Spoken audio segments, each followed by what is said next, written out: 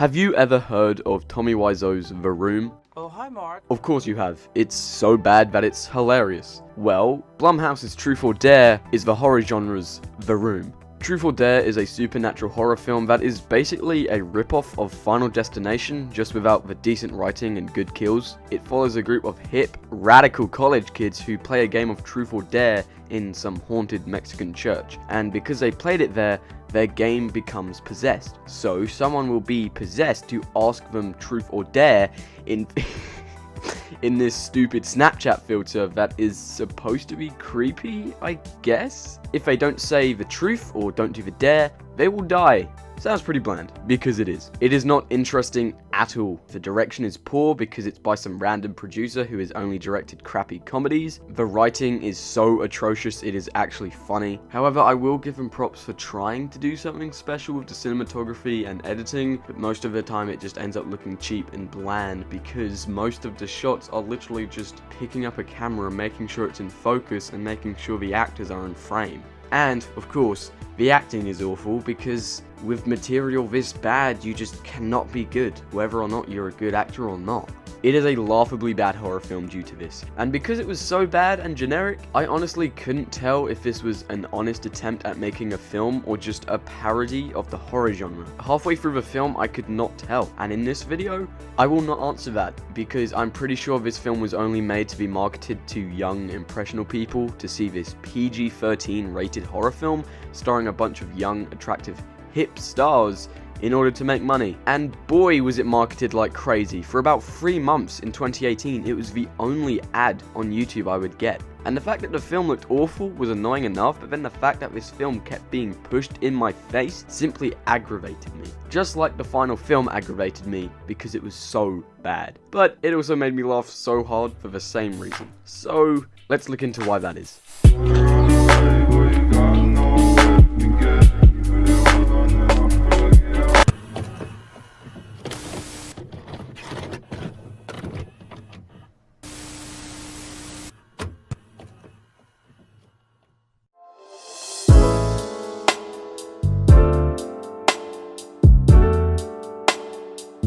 Okay, so pretty much the film starts with this girl in a petrol station and a man appears to be possessed and dares this girl to set this random woman on fire. Then we get a title card. Wow, what an effective cold open. I am really scared now. Also, can I just say, if the title card has the production company's name in it, it is typically a red flag. Anyway, we then meet our protagonist, Olivia, played by Lucy Hale, who just tells her YouTube audience, how nice of a human being she is because she is spending her spring break building houses for the poor in some random third world country. Which someone could have actually done instead of making this shit film. We then meet her best friend, Marky, who only exists in the whole film to be the conflict and nothing else. Because guess what? She is a trash human being. She doesn't want her best friend to waste her spring break, and so she forces her into going to Mexico because she cancelled her trip. But because Olivia is such a nice person, she doesn't put up any argument and just goes. Then we meet the rest of the gang, generic girl obsessed with fashion, her boyfriend, obligatory gay guy, whose first line in the film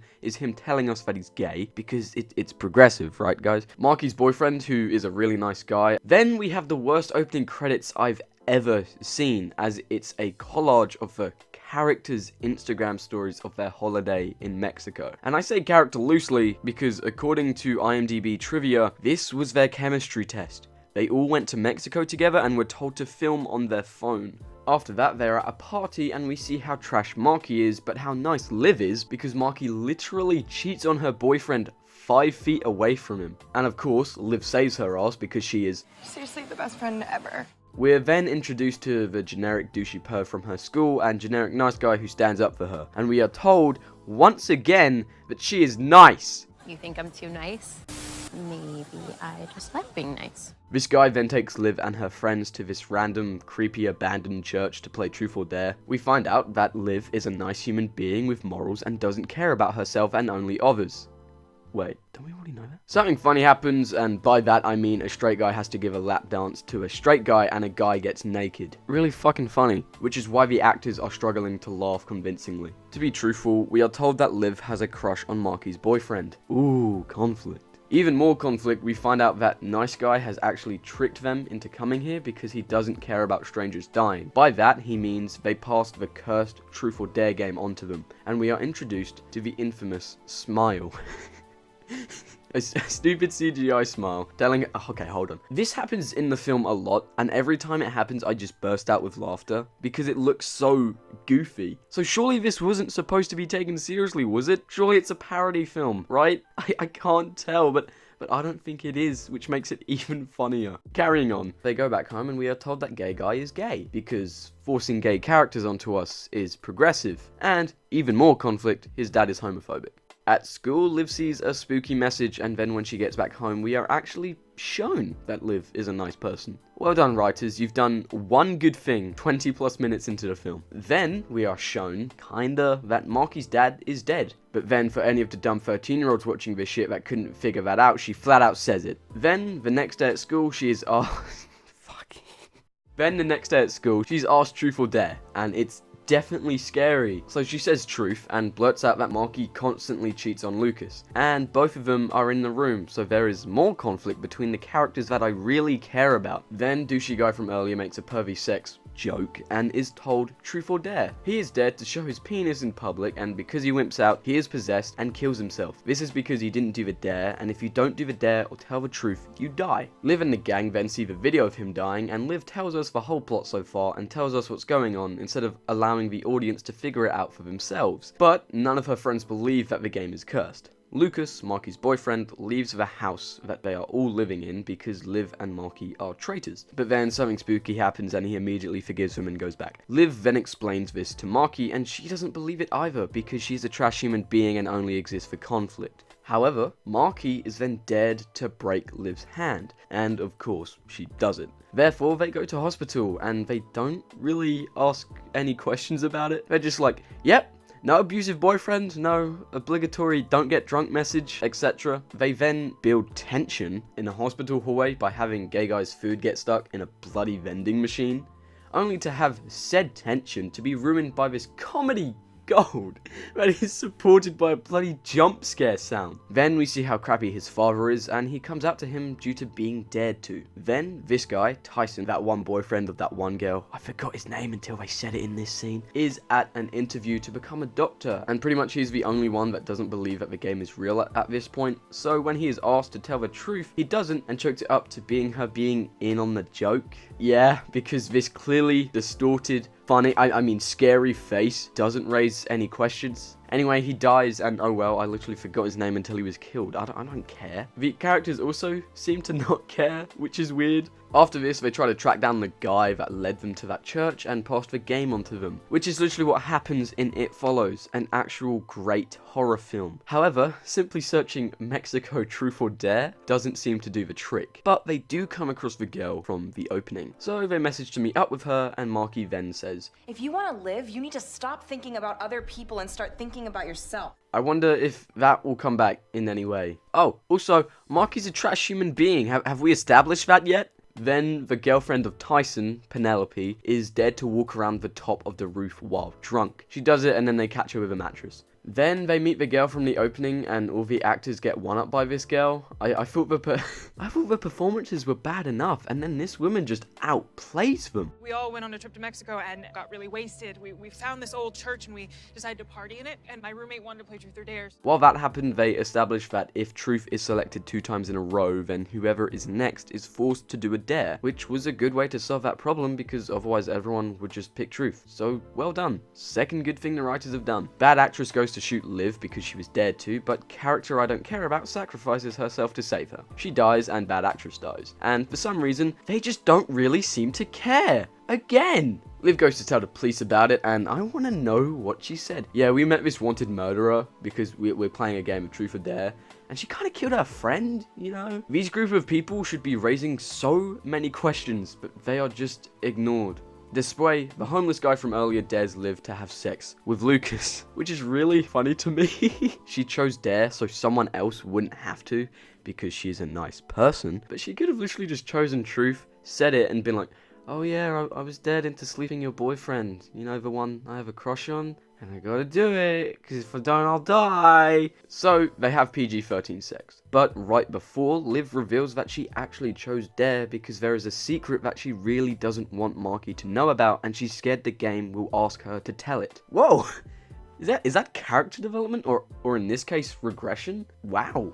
I wonder what that secret is, though. It would be outlandish to think that she killed Marky's dad, so it's obviously not that, is it?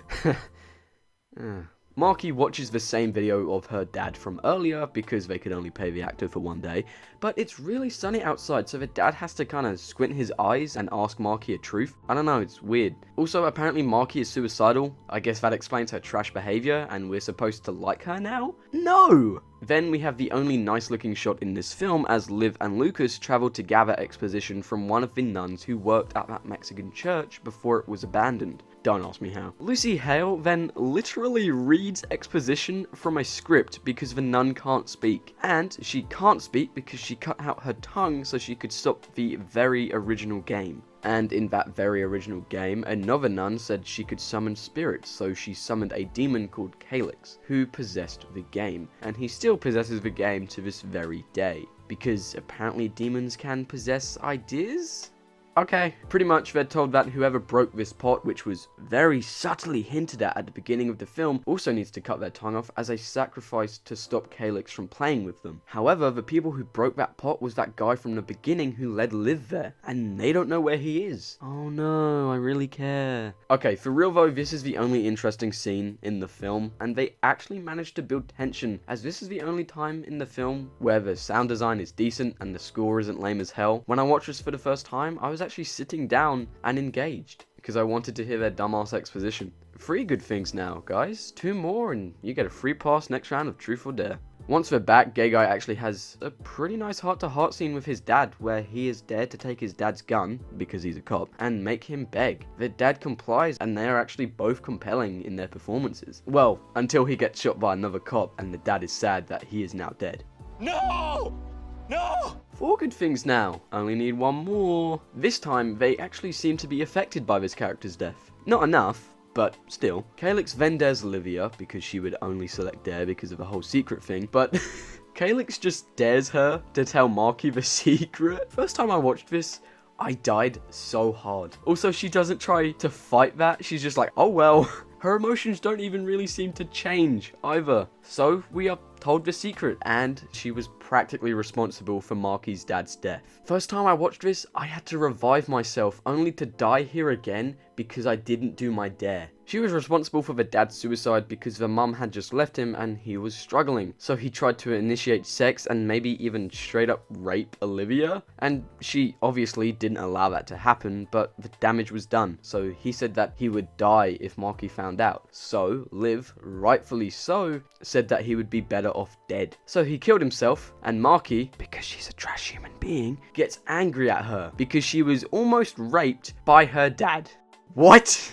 Liv is then taken into questioning, I think, about the game. Anyway, she finds out that the guy from the beginning is called Sam, and so she then takes off to find him. And Marky contemplates suicide with a very clearly fake gun as J.J. Abrams takes over as DP. That 2012 lens flare meme is still funny, right?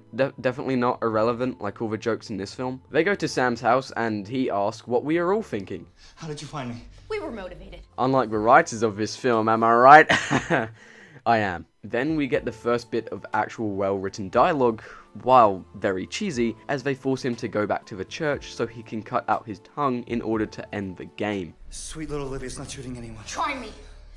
I dare you. Literally the next shot, and they are back at the church in Mexico and begin the sacrifice thing, or whatever. I guess Calyx doesn't like that, so he destroys the church above them, I assume to create forced tension. Lucas is then dared to choose to kill Marky or Olivia because he is a nice guy with morals. Yes, he wouldn't choose truth just like Olivia. Only now does Liv tell Sam that he needs to cut off his tongue, and he actually complies, but because Lucas doesn't do his dare, Calyx possesses Lucas and makes him kill Sam so he can't cut off his tongue and end the game. Then Lucas lags out because not all the blood loads in when Calyx slits his throat. Well, they're screwed. End of the film, right? Nope.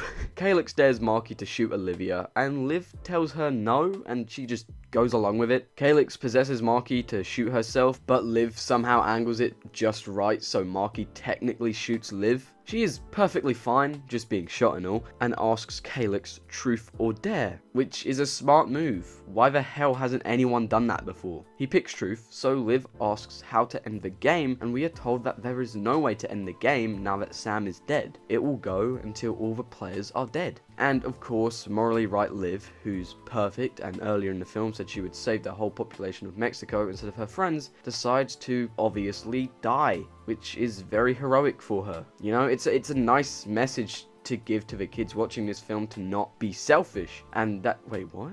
Wait, what? I'm so sorry, but I have to ask you, truth or dare? So yeah, she screwed over the whole world. I mean, even people in very real looking London watched that video. On a serious note, I was not expecting that, and therefore was actually surprised and somewhat impressed by the ending, as it was kind of cool, but it makes no goddamn sense. Morally perfect Olivia just decides to kill the whole bloody population? I'd be fine with that if she had a slow decline into selfishness throughout the film that you actually showed, but you have one hint at it, and that's all. Technically two if you want to include when Marky says sometimes you gotta look out for only yourself, which was obviously foreshadowing the ending, because for some reason Liv would take advice from her trash friend. Why are they even friends? So, that's the film. And what was the moral of the story? To be selfish and only care for yourself and no one else. Wow. What a great message to be selling these dumbass kids that are watching this dumbass film.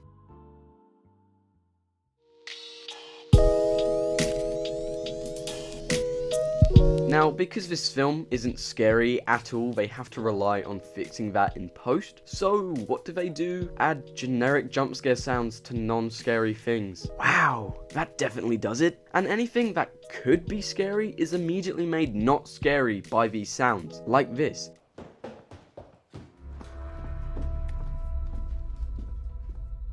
Okay, so I'm recording this after I've edited most of the video and realized that I should most probably include an example of how to do something like this well. And the example I will be using is the very smart Australian horror film, The Babadook. Pretty much, the lady's just washing her dishes, looks up. There is no sound effect because the visual in and of itself is scary enough. The sound makes it less scary because it takes you out of it and makes it feel less grounded in reality. Okay, I just thought I should, add some more depth to the video other than me just pretty much ranting. Okay, thanks, bye. Back to the rest of the video. In addition, this cross dissolve. Dissolves suck. Stop using them in films. Man, is this film so relatable. It's so obvious this was written by 40-year-old dads due to the constant references to social media and the amount of fucking selfies. No one takes selfies. And also, no one records stuff on their iPhone camera app and then to upload to Snapchat. Also, the amount of irrelevant jokes. Everyone loves Beyonce. No, they don't. No, they don't. Also, creating a fake account doesn't mean you can't be traced, Dad. Honestly, the people who wrote this story, dialogue, and everything in between are bumbling idiots. But it isn't exactly their fault, because Jeff Wadlow and/or Michael Moses simply pitched the name and the opening scene, and that was enough to get Jason Blum, the producer of Blumhouse, to throw $3 million at it. Not to mention, they just watched other horror films, stole ideas from them, and mixed them together to make a generic pile of rubbish. It's a crappy ripoff of It Follows and Final Destination, just without the cool kills, the characters you actually care about, the story that actually has themes and is interesting with great cinematography that is actually scary with an actual good message for young people. If you haven't seen It Follows, watch it. Follows. Now, moving on to continuity errors. To start, they can't get through the spiked gate when Penelope is walking around the roof of the house, and that is a problem for whatever reason. This is their house. Go in the house, through the back door into the garden, and the problem is solved. Why the fuck did you crash your car into it? Is it because of forced drama and tension? Yes, obviously. Usually when people are met with scary smile people who ask them truth or dare, it is a hallucination, but when the homeless guy asks Olivia, it isn't. He is straight up possessed by the game, or Calyx, as after he says it, he wonders where he is. Also, right after that, when Liv is dared to have the old in and out with Lucas, They could have literally gone in and out, fully clothed, but they wanted to bang. And by that I mean they wanted to have Lucy Hale topless on set, because exploiting women is cool, isn't it? Also, is there a time frame for that? Can she just never do it? Wait until she's like 60 and be like, yeah, I'll bang one out. Same thing with how Bad Actress needed to kill Olivia. She could have never done it. We aren't told that there is a time frame, just that they have to not wimp out. Same goes for every goddamn dare in this stupid bloody film. You establish that Liv is so incredibly perfect 100 times, and that Mark is the opposite 100 times, but you never fully establish the rules. Like, what if you just don't select Truth or Dare, and Calyx is just standing there forever waiting for an answer? Right at the end of the film, when Calyx has possessed Marky, he says that you can't stop the game. Carter was the only one who could, but he's dead now. But his name is Sam. Now, I never said this, but he gave a fake name to them at the beginning, which was Carter. So did the writers forget that that wasn't his real name? This following bit isn't really to do with the writing or editing, but instead production/costume design. Lucy Hale's makeup is still perfectly applied after 2 days and what should be constant crying. Also, the costume design in this film is so bland.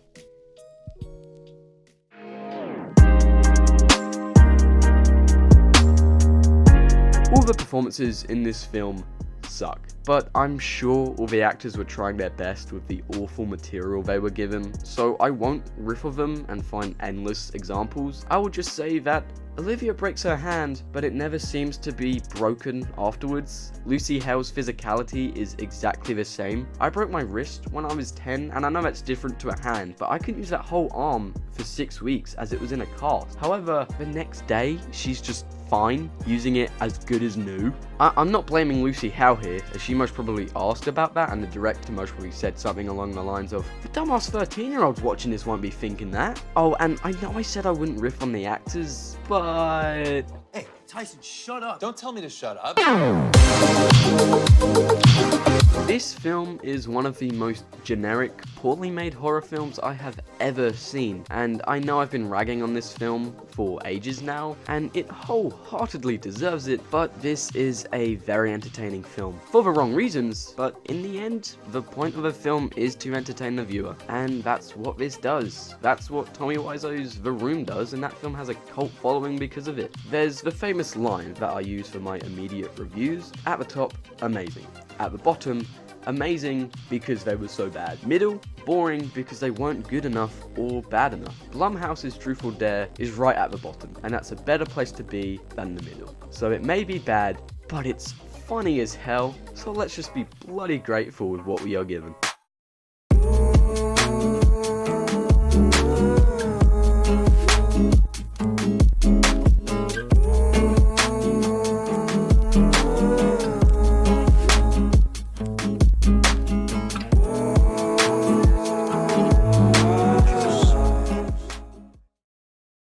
This is the dare. Oh, this is the dare. Oh, this is the dare.